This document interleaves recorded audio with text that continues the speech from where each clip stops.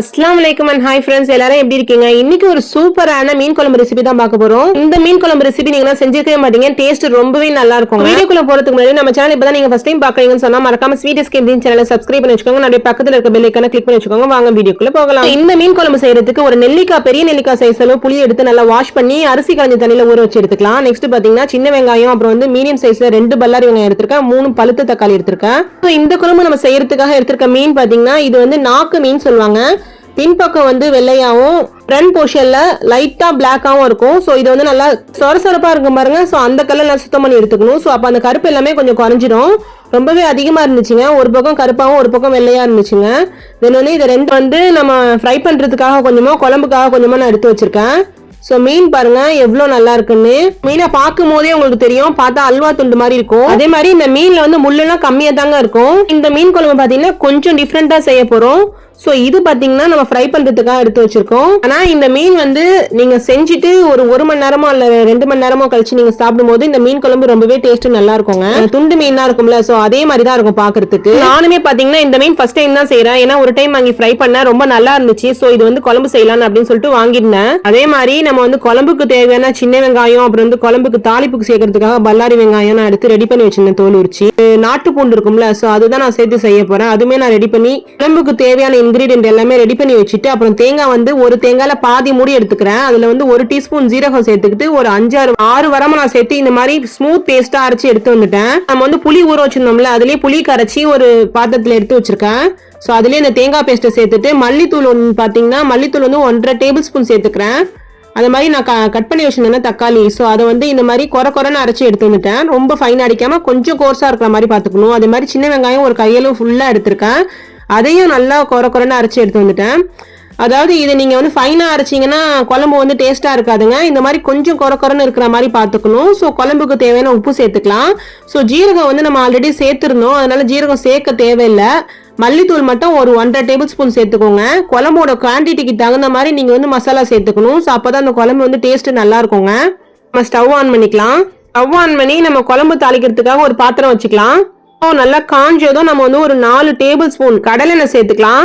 இதுலயே நம்ம 1 டீஸ்பூன் கடுகு ஆட் பண்ணிக்கலாம். சோம்பு கொஞ்சமா ஆட் பண்ணிட்டு, சோம்பு நீங்க நிறைய ஆட் பண்ண வேணாம், ஒரு 1/4 டீஸ்பூன் ஆட் பண்ணா போதும். இதுலயே பாத்தீங்கன்னா நம்ம வெந்தயம் 1 டீஸ்பூன் சேர்த்துக்கலாம். நல்லா பொரிஞ்சதும் நம்ம கட் பண்ணி வச்சிருக்க ஆனியன் இருக்கு பாருங்க, சோ அதை நம்ம சேர்த்துக்கலாம். அது கூடயே பூண்டு இருக்குல்ல, ஆட்டு பூண்டு 1 பூண்டு நம்ம ஃபுல்லா சேர்த்திருக்கோம். சோ அதையும் நம்ம தாளிப்புல சேர்த்துக்கலாம்.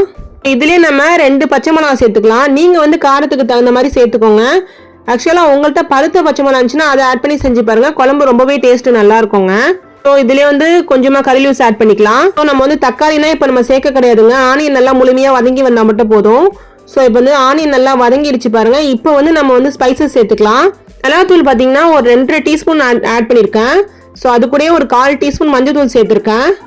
சேர்த்துட்டு ஒரு 2 நிமிஷம் நல்லா வதக்கி விட்டு நீங்க தாளிப்புல சேர்த்துக்கலாம். நம்ம ரெடி பண்ணி வச்சிருக்க மீன் குழம்புக்கு ரெடி பண்ணி வச்சிருக்கனே நம்ம சேர்த்துக்கலாம்.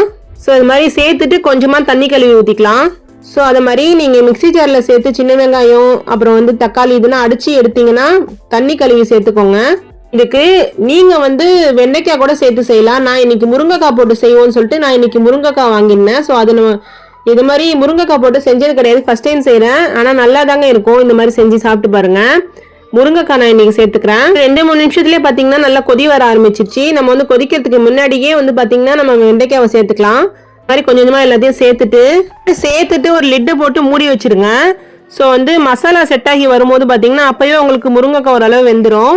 இதுக்கு பதில் நீங்கள் வெண்டைக்காய் கூட சேர்த்துக்கலாம். கொதிக்க ஸ்டார்ட் ஆனோன்னு இந்த மாதிரி லைட்டாக ஃபுல்லாக மிக்ஸ் கொடுத்துருங்க.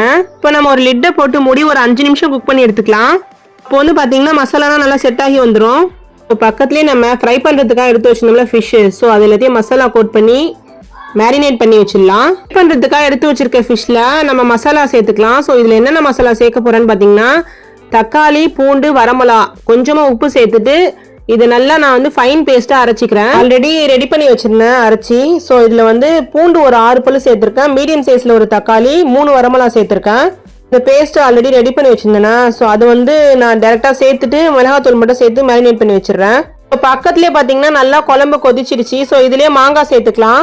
நம்ம ஸ்டவ் ஆஃப் பண்ணியாச்சு. ஸோ குழம்புக்காக எடுத்து வச்சிருக்க மீன் இருக்கு பார்த்தீங்களா, ஸோ அது நம்ம குழம்புல எல்லாத்தையும் சேர்த்துக்கலாம் கொஞ்சம் கொஞ்சமாக. மாங்காய் வந்து அதிகமாக போடல, ஒரு 2-3 பீஸ் தான் இருந்துச்சு. ஸோ குழம்புக்கு வந்து மீன் நம்ம எடுத்து வச்சிருந்தோம்ல, ஸோ எல்லாத்தையும் நம்ம சேர்த்துக்கலாம். கொஞ்சம் டிஃப்ரெண்ட்டாக இருக்கும் அந்த மீன் குழம்பு, ஏன்னா நம்ம பூண்டு சேர்த்துருக்கோம் அண்ட் வந்து முருங்கைக்காவும் சேர்த்துருந்தோம். ஸோ அதனால ஆனால் இந்த மீன் குழம்பை விட இந்த மீன் ஃப்ரை இருக்குல்ல, ஸோ இந்த ஃபிஷ் ஃப்ரை இருக்கு பாருங்க, ஸோ ரொம்ப டேஸ்ட்டாக இருக்குங்க.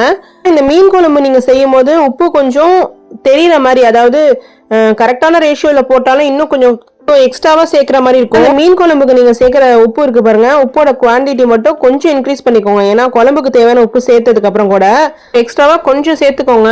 அப்போ வந்து இந்த மீன்ல வந்து உப்பு நல்லா இறங்கி வரும். இதே நீங்க டைரக்டா சாப்பிடாம ஒரு 1 மணி நேரமோ இல்லை 2 மணி நேரமோ நீங்க வச்சுட்டு சாப்பிட்டீங்கன்னா சரி பரவாயில்ல, ஓகே, அப்போ வந்து உங்களுக்கு நல்லா அந்த மீன்ல உப்பு எல்லாம் பிடிச்சிரும். ஸோ வந்து அந்த நேரத்தில் நம்ம சாப்பிடும் போது பார்த்தீங்கன்னா உப்பு கொஞ்சம் சேர்த்துக்கலாம் தேவைப்பட்டா. மல்லியில ஆட் பண்ணி கார்னிஷ் பண்ணிடலாம். சேர்த்துட்டு நீங்க ஸ்டவ் ஆன் பண்ணிக்கோங்க. நம்ம ஃபிஷ்ஷுக்கு மேரினேட் பண்ணி வச்சோம்ல மசாலா, ஸோ அது எல்லாத்தையும் நல்லா ஒன்னா கலந்து வச்சிடலாம். ஸோ ஒரு 10 நிமிஷம் 15 நிமிஷம் அப்படியே இருக்கட்டும். ஸோ அதுக்கப்புறம் நம்ம ஃப்ரை பண்ணி எடுத்துக்கலாங்க. ஸ்டவ் ஆன் பண்ணி சிம்ல வச்சுடுங்க. அந்த மீன் குழம்பு லாஸ்ட்டாக அந்த ஃபிஷ்ஷு போட்டதுக்கு அப்புறமா ஒரு 6லேருந்து 7 நிமிஷம் நல்லா குக் பண்ணிட்டு ஸ்டவ் ஆஃப் பண்ணி எடுத்துக்கலாம். பாருங்க குழம்பு ரொம்ப சூப்பராக ரெடி ஆயிடுச்சு. பக்கத்துலேயே நம்ம ஃபிஷ் ஃப்ரை செஞ்சிடலாங்க. இந்த மீனுக்கு வந்து நீங்கள் மசாலா சேர்க்கும் போது நீங்கள் கத்தியால் கூட அங்கங்கே கீறிக்கலாம். ஏன்னா நாக்கு மீனுங்கிறதுனால மசாலா அவ்வளோக்கா ஏறாது இந்த மீனில். ஸோ நீங்கள் அப்படி கூட செஞ்சுக்கலாம். நான் வந்து டைரெக்டாக மேரினேட் பண்ணி வச்சதுனால அப்படியே வந்து ஒரு 10 நிமிஷம் மேரினேட் பண்ணி வச்சுட்டு அதுக்கப்புறம் நான் ஃப்ரை பண்ண ஆரம்பிச்சிட்டேன். இது எல்லாத்தையும் நம்ம போட்டு ஃப்ரை பண்ணி எடுத்துக்கலாம். பக்கத்துலேயே மீன் குழம்பு ரொம்ப சூப்பராக ரெடி ஆயிடுச்சுங்க. இந்த மாதிரிலாம் மீன் குழம்பு செஞ்சால் நீங்கள் வந்து ஒரு 1/2 மணி நேரம் கூட வச்சுட்டு நீங்கள் சாப்பிட்லாங்க. அவ்வளோ அருமையாக இருக்கும். கண்டிப்பாக நான் சொல்லதை ட்ரை பண்ணி பாருங்கள். அதோட மட்டும் இல்லாமல் இந்த மீன் குழம்புல நம்ம வந்து முருங்கைக்காய் சேர்த்துருக்கனால இன்னும் டேஸ்ட் ரொம்ப நல்லா இருந்துச்சுங்க. அந்த மாதிரி இந்த மீன்லேயும் பார்த்தீங்கன்னா முள்ளுனா ரொம்ப கம்மியாக தாங்க இருந்துச்சு. ஸோ இந்த மீன் குழம்புக்கு நம்ம வந்து பூண்டு சேர்த்து நம்ம செய்கிறதுனால செட்டிநாடு ஸ்டைல் மீன் குழம்பு மாதிரி டேஸ்ட் ஃப்ளேவர் எல்லாம் கொஞ்சம் நல்லா இருக்குங்க. ஸோ மாதிரி பக்கத்துலேயே பார்த்தீங்கன்னா ஃபிஷ் ஃப்ரை ரெடி ஆயிடுச்சு. ஸோ பக்கத்துலேயே நம்ம வந்து ரைஸையும் பாயில் பண்ணியாச்சு. இந்த மாதிரி நீங்கள் மீன் குழம்பு செஞ்சீங்கன்னா தேங்காய் பால் சோறு செஞ்சு அதை நீங்கள் சர்வ் பண்ணி சாப்பிடும்போது ரொம்ப நல்லா இருக்குங்க மீன் குழம்புக்கு. நான் வந்து இன்னைக்கு பிளைன் ரைஸ் தாங்க செஞ்சுருந்தேன். ஸோ அந்த பிளைன் ரைஸ்க்கு நான் வந்து இந்த ஃபிஷ் குழம்பு ஊற்றி சாப்பிடும்போது அவ்வளோ அருமையாக இருந்துச்சுங்க.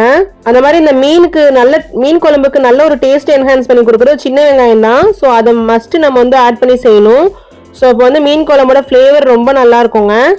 கண்டிப்பாக ட்ரை பண்ணி பாருங்கள். நான் சொன்ன மெத்தட்லேயே பிகினர்ஸ் ஃப்ரெண்ட்லி ரெசிபின்னு கூட சொல்லாங்க. இந்த டேஸ்ட் வந்து பார்த்தீங்கன்னா அப்படியே ரொம்ப நல்லா இருக்குங்க. ஸோ இந்த மீன் குழம்பு பார்க்கும் போதே சாப்பிடணும்னு ரொம்ப டெம்டிங்காக இருக்குல்லங்க. ஸோ அதனால தான் சொல்கிறேன், கண்டிப்பாக ட்ரை பண்ணி பாருங்கள். அவ்வளோ நல்லா இருக்குங்க. அதுவும் ஃபிஷ் ஃப்ரைனா அவ்வளோ டேஸ்ட்டாக இருந்துச்சுங்க. சும்மா நார்மலாக நம்ம செய்கிற ஃபிஷ் ஃப்ரையை விட இந்த ஃபிஷ் ஃப்ரை வந்து ரொம்ப டேஸ்ட்டாக இருக்கும். ஏன்னா மசாலாவும் நம்ம இதுக்காக நம்ம தனியாக ரெடி பண்ணிடணும். ஸோ அதனால தான் சொல்கிறேன். இப்போ நீங்களும் இந்த மீன் வாங்கி கண்டிப்பாக ட்ரை பண்ணி பார்த்துட்டு உங்களோட ஃபீட்பேக்கை என் கூட ஷேர் பண்ணுங்கள். உங்களுக்கு இந்த வீடியோ பிடிச்சிருக்குன்னு நினைக்கிறேன். பிடிச்சிருந்தா லைக் பண்ணுங்கள். மறக்காமல் ஸ்வீட் எஸ்கேப் ட்ரீம் சேனலை சப்ஸ்கிரைப் பண்ணி வச்சுக்கோங்க. ஸோ இந்த மாதிரி ஹெல்தியான டிஷ்ஷாக இருக்கட்டும், ஸோ வெரைட்டி எந்த மாதிரி வெரைட்டியாக இருந்தாலும் நம்ம சேனலில் அப்லோட் பண்ணிக்கிட்டே இருக்கும். ஸோ நீங்கள் எந்த வீடியோ மிஸ் பண்ணாமல் இருக்க மறக்காமல் ஸ்வீட் எஸ்கேப் ட்ரீம் சேனலை சப்ஸ்கிரைப் பண்ணி வச்சுக்கோங்க. ஸோ நீங்கள் கொடுக்குற ஒரு லைக் அண்ட் சப்போர்ட் வந்து எனக்கு ரொம்பவே மோட்டிவேஷனாக இருக்கும். மறக்காமல் ஷேர் பண்ணுங்கள். Thank you guys.